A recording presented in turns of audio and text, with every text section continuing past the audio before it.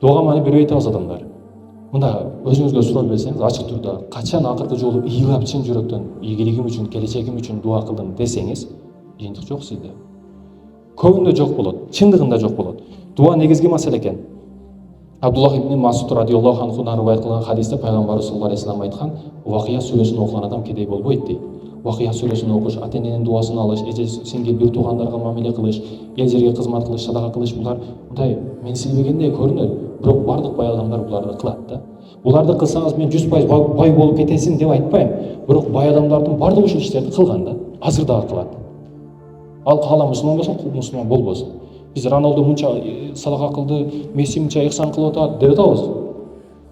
Көрдүңүзбү? Натыйжа каякта, урматтуу мекендештер. Азыр 1000 сомуңуз барганда 10 сом бербесеңиз, эртең $1 миллион болгондо сиз $1 миллион бербейсиз. Азыздан баштай бериш керек бул маселени. Дуа негизги маселе экен. Вакыя сүрөсүн шамдан кийин кутандын ортосунда окушуңуз керек. Шам кутандын ортосунда Вакыя сүрөсүн окушка аракет кылыңыз. Себеби ошол учур берекелүү учур. Вакыя сүрөсүн ошол учурда окуңуз. Абдуллах ибн Масуд өлө турган болуп өлүм төшөгүндө жатып калат. Өлүм төшөгүндө жаткан учурда ошол учурдагы Усман ибн Аффан халифа, президент мындайча айтканда, ошол үчүн президент келет. Азыр да мисалы бизде күчтүү спортсмендер, күчтүү адамдар ооруп калса, президенттер эме кылат го, убакыт канча калды? Болот убакыт. Көп эле анан башыңыздарды оорутуп. Анан урматтуу мекендештерим, бул өлүм төшөгүндө жаткандан кийин Усман ибн Аффан өзү келип зиярат кылат. Абдуллах ибн Масудга келип Аллах кабылын сураганда эмнеден арзанасың деген учурда бул сахаба мен күнөөлөрүмдөн арзанам дейт да. Күнөөлөрүнөн арзанат. Мынам жок, үй сала албай калдым, баламды, кызымды үйлөй албай калдым деген жок. Бул күнөөлөрүмдөн арзанам деди. Андан кийин өзүңө жардам берейин акчадан башкадан. Жок, акчанын кереги жок. Кыздарыңа калат, балдарыңа калат десе, жок, аларга мен Вакыя сүрөсүн жаттатып койдум. Пайгамбарыбыз айткан, Вакыя сүрөсүн билген окуган адам ал кедей болбойт деген. Ошондуктан Вакыя сүрөсүнө маани бериңиздер. Негизи эле Куранга маани бериңиздер. Мен кызыктыруу маанисин айтып атам, бирок сөзсүз түрдө Куранга басым жасаңыз, Курансыз сиз эч кайка бара албайсыз. Дуа экен.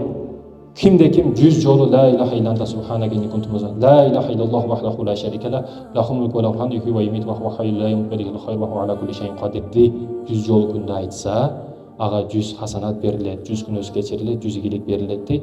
Бул нерсени айтсаңыз дагы жакшы, нур үстүнөн нур болот. Сөздү кыска кылдык, сөздү бүтүрөлү. Мен акыркы сөздү айтып жатып, мен ушул нерсени айтайын деп атам. Бул сабак бүтөт. Сиз кафелерге, тойлорго барганда кешик алып кетишет го, тойдон чыкканда, мааракеден чыкканда. Ошол сыяктуу куру кол кетпеңиздер деген максатта ошолорду айтып атам. Ушу кешик менен кетиңиздер. Менин сөзүм, мага чейинки сүйлөгөн адамдардын сөздөрү, менден кийинки сөздөр, же Чыңгыз Айтматов тирилип келип сүйлөсө дагы сизге эч качан булардын пайдасы тийбейт.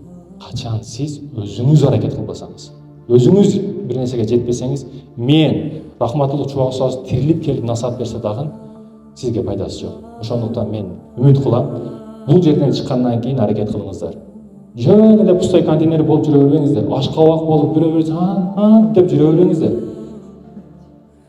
Аракет кылыш керек, урматтуу мекендештер, максатка аракет кылыш керек, жетиш керек.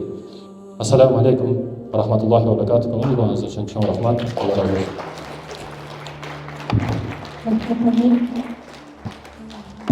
болсун. Men o'ylab baribir